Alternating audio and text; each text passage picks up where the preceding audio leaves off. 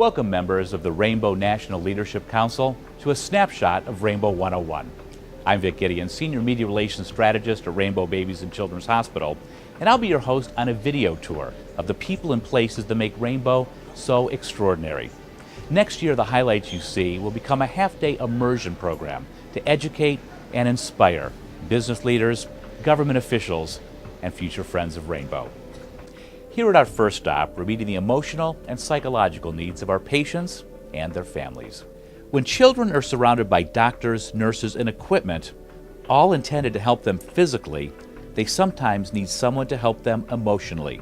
That's where Child Life comes in. They help the child cope with all the tests, procedures, and day-to-day life while they're here at the hospital. Two of our services are music therapy and art therapy. These therapies provide a creative outlet for children of all ages to express what they're going through while here. These programs can help them tap into that emotional place in order to better cope with each moment.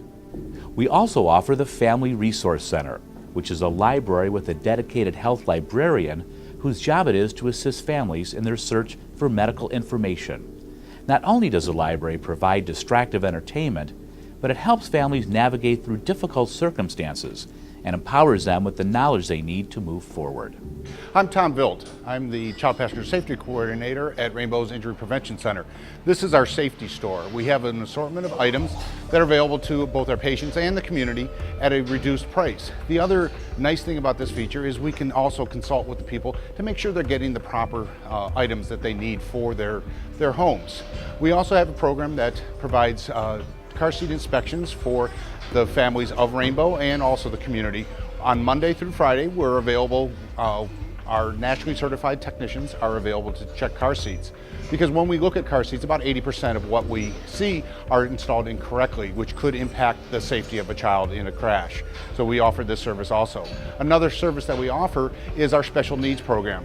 We work with the orthopedics department when children have surgeries that they're casted and can't use their normal car seats. We have specialized seats that we make available at no charge to our families for the length that the child's in the cast. This is one of those seats.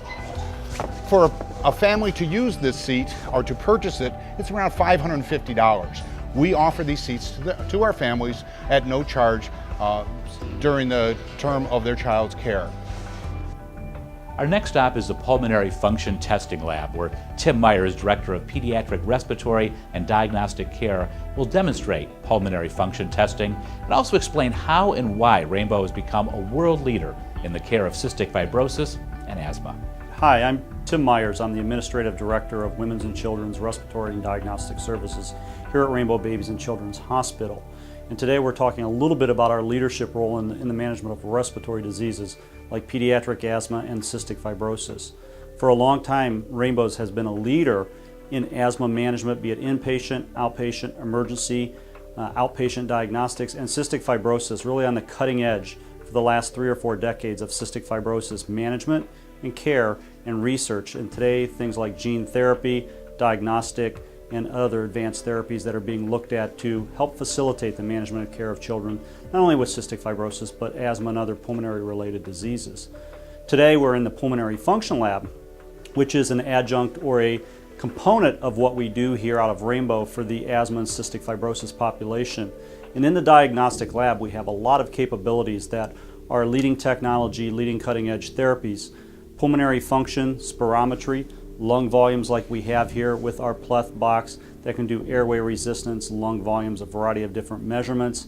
We are actually probably some of the 4 leaders in nasal potential difference to diagnose cystic fibrosis, exhale nitric oxide in the management and care of asthma patients, and a multitude of different types of diagnostic studies, which is what we're doing here today. And today we have Tracy here in the pulmonary function box, and she will show you kind of a little bit what we would do. We would actually have patients sit in this box. They would put nose clips on their nose, and actually we would have them breathe on a mouthpiece, just breathing nice and normally, taking regular breaths like you would any other time. And then at some point when she's ready and we're ready, we would have her take a big deep breath in, as much air as she could get in her lungs, and then force it out and blow it out as hard and fast as she could. Now, for an asthmatic patient, what we're looking for is the inability to get that air back out of their lungs, which is showing resistance to flow or small airways. And from there, we get numbers. We can actually diagnose how severe that airflow obstruction is and actually put them on a medication regimen that should improve that and allow her to actually function and have a normal daily routine as she would. Cystic fibrosis, same type of thing, but occasionally with cystic fibrosis, we're not only concerned about the flow coming out of the lungs, but the actual amount of volume or air in the lungs. So if that was the situation, what we would do is we would actually close this box up and have Tracy do some other maneuvers very similar to that, breathing on the mouthpiece, and then we could actually see the actual amount of air and volume in her lungs. So the Pulmonary Function Lab is a vital component to the management and care of patients with asthma and cystic fibrosis here at Rainbow. Our physicians, their colleagues here in the diagnostic lab, the nurses, the respiratory therapists, that all actually play a role in those patients' lives and management, both outpatient and inpatient, are vitally important. This is just one piece, but it's a piece where we've actually been a leader for many, many years with the design of some of this equipment, some of the first body boxes that you'll see, some of the first infant pulmonary function testing equipment, which we also have today in a newer, modernized version that have been around for decades, but Rainbow's always been a leader and continues to work on the cutting edge with technologies such as this. Next stop is the Neonatal Intensive Care Unit and Clinical Manager Ann Reitenbach. You'll see why Rainbow is a world-class leader in the care of these neonates and see the technology that's so special. Hi, I'm Ann Reitenbach, the manager in the Quentin and Elizabeth Alexander Neonatal Intensive Care Unit here at Rainbow. We opened in May of 2009, and we have continued to learn incredible things about how to care for babies and families in a different way, and basically we've transformed care for babies and families. So the patient rooms in the new NICU were designed with the babies and families in mind. The entire team participated, and we were extremely lucky to be able to work on this as a collaborative group, including families in the planning. The most important thing that we had to focus in on are providing a space for families so that they could be with their baby. So now we have really very comfortable spaces for them. We encourage them to be here. So we have all the technology at our fingertips to make sure that the babies are monitored in a way that assures the staff and, of course, the family that they're safe. But we also focused in on the fact that developmentally the babies needed to be cared for in a different way. So the rooms are especially quiet. Parents can have privacy with their baby and no longer need to leave every time something is going on. The rest of the technology that we really focus in on is we've got computers at the bedside to enable staff to function within our new EMR. And then all of the baby's alarms go directly to Vocera, which functions as our notification for baby alarms. We'd like to demonstrate the MRI incubator that really has revolutionized the way that babies are taken care of in MRI. This was originally designed by a Cleveland company to increase the safety for babies in MRI following quite a bit of media exposure to the dangers of that huge magnet in the MRI. But what we didn't know is that how nurses and doctors cared for babies while they were in the MRI would change dramatically. Babies who are the sickest babies in the unit can be cared for in this incubator. But the really interesting thing is that immediately when we get them in here, tucked in here, they settle down very much on their own. And we have been able to decrease our use of sedation by about 75%, which is a huge, huge thing for babies. So one of the most important spaces that we were able to gain in coming to this new unit is the procedure room, where we perform as many operative procedures as the surgeons are ready to appear. We have a fully functioning suite that includes anesthesia gases, as well as all the equipment that we could possibly need.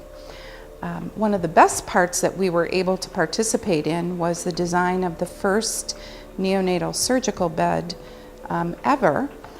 We worked with the company Neoforce, and our entire team throughout the NICU and surgical teams worked to design this bed, which completely allows absolute movement of the bed as well as heat in the appropriate places.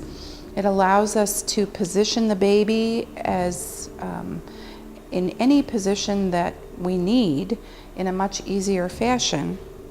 The neonatologists, surgeons, anesthesiologists, nurses from both the NICU and the OR participated in the design of this bed. The great news is that it's called the Rainbow Flex, and the bed is now being sold actually internationally by the company.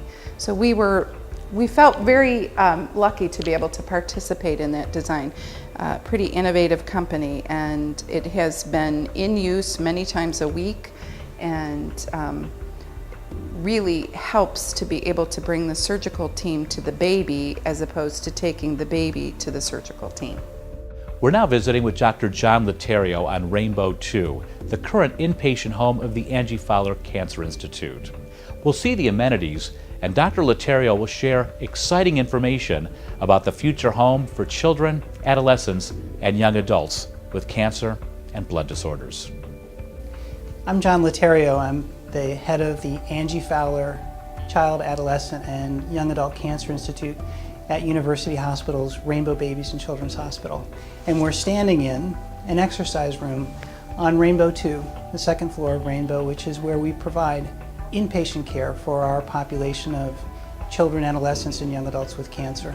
Rainbow 2 is a very special place, and for those of you who have had an opportunity to come and visit, and hopefully in the future will visit, it's a place that's filled with joy and hope. Kind of an unusual thing to think about or to imagine for a place where we deliver care for some of the most complicated problems that our children face.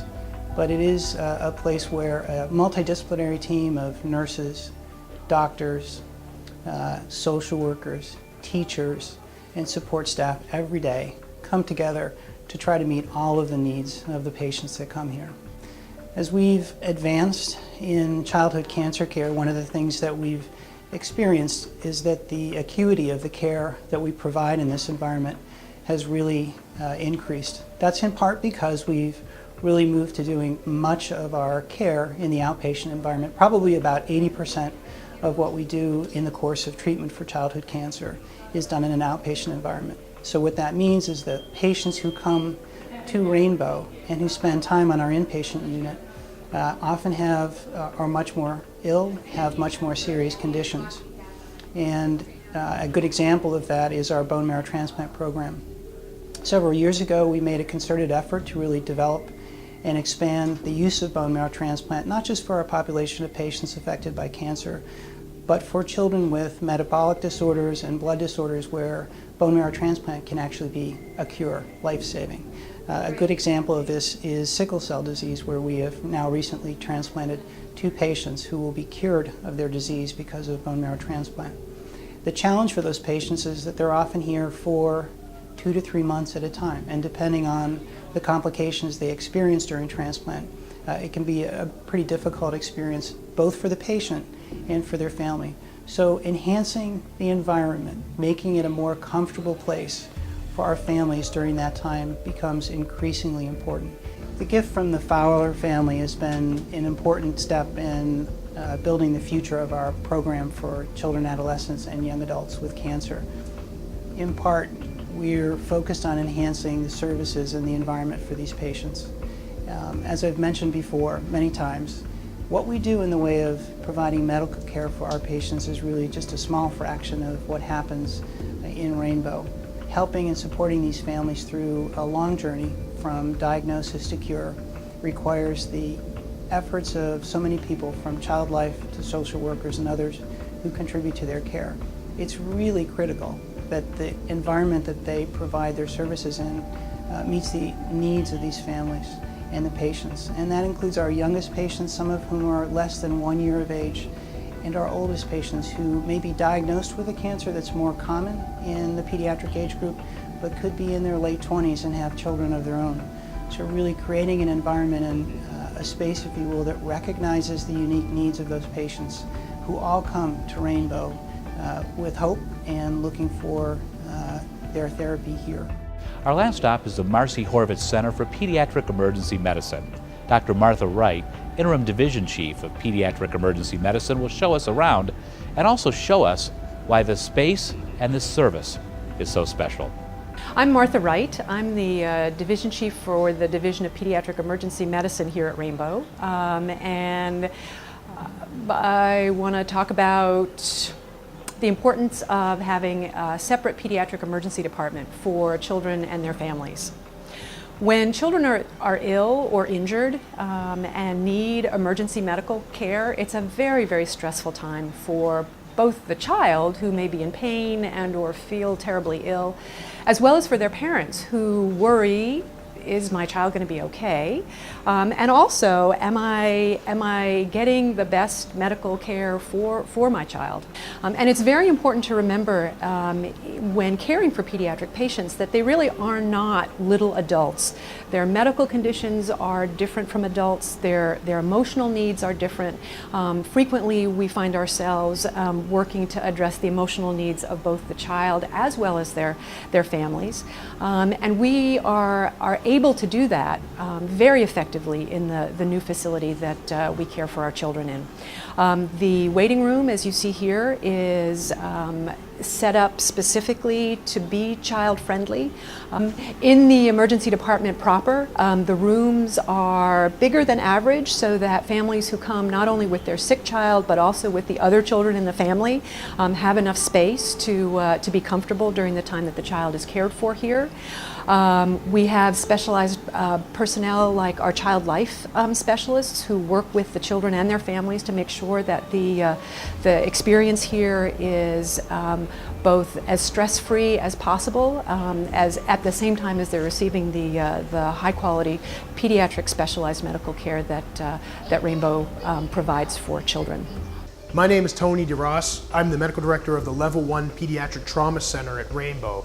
For a patient to be considered a trauma patient, they will have had to have sustained a life-threatening injury that would require immediate attention. And for treatment of those patients, we have a special room, the trauma bay, in the pediatric ER. The room has 2 beds, so we can resuscitate 2 trauma patients at the same time if necessary. We also have the ability to expand to other rooms adjacent to the trauma room in the emergency department if necessary. We have the capability to perform all types of interventions, even operative interventions in the trauma room, and we've got some special devices and monitors that allow us to take care of even the sickest patients. This switch on the wall allows us to rapidly raise the room temperature because small babies especially will lose their body temperature very rapidly whenever they're being evaluated. They're uncovered, we're examining them, and so to keep them warm, we have to warm up the entire room so that everything is warmed, including the IV fluids that they receive. We have special lighting so we can perform operative procedures if necessary. We've got cardiac monitors and cardiac resuscitation devices. We've got all the medications that one might need. We've got endotracheal intubation tubes and ventilators for patients who can't breathe on their own. I'm Dr. Michael Anderson, Chief Medical Officer of UH Rainbow Babies and Children's Hospital. We at Rainbow are proud of our tripartite mission to heal, to teach, to discover. We take great care of patients, we train the next generation of pediatricians and nurses and therapists, and we do cutting-edge research to do away with the diseases that we see today. We're also very proud, however, of our fourth arm, and that is to advocate, to find issues affecting children in this country and to help make a difference. One such area is disaster response and relief. We here at Rainbow have been involved at the state, national, and regional level on preparing for the needs of children in disasters. I was proud to serve as President George W. Bush's appointee to the National Commission on Children in Disasters. We examine data from across this nation and how prepared we are to take care of kids in large-scale disasters, terrorist attack, man-made activities, etc. We found a large gap. We in this nation are not prepared to take care of children as well as we should be. And we in the Commission have set out an aggressive national agenda that Rainbow is helping lead to address those gaps. We've also been involved at the state level to look at pandemic preparedness and how well prepared our state is, and also for the 6 freestanding children's hospitals in Ohio to come together to be better prepared for the needs of children in disasters. We here at Rainbow Babies and Children's Hospital are proud of our over 100 years of history of caring for Northeast Ohio's children. We heal, we teach, and we discover, and we also advocate to make sure that the next generation of children are well cared for. Thank you. You've just experienced an abbreviated version of Rainbow 101. Next year, you'll have the opportunity to get an in-depth, up-close, and personal look at the triumphs and challenges of caring for children at Rainbow Babies and Children's Hospital. As a group, you'll now have the opportunity to discuss and debrief what you've just seen and heard, and offer feedback.